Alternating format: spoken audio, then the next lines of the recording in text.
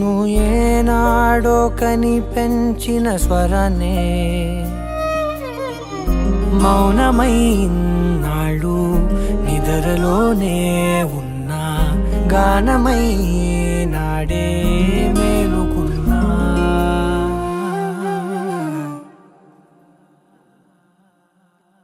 నీ పాదాలకు వల్ల నా అడుగులు సాగాలమ్మా, నీ పెదవుల చిరునవ్వుల్లా నా ఊపిరి వెలగాలమ్మా.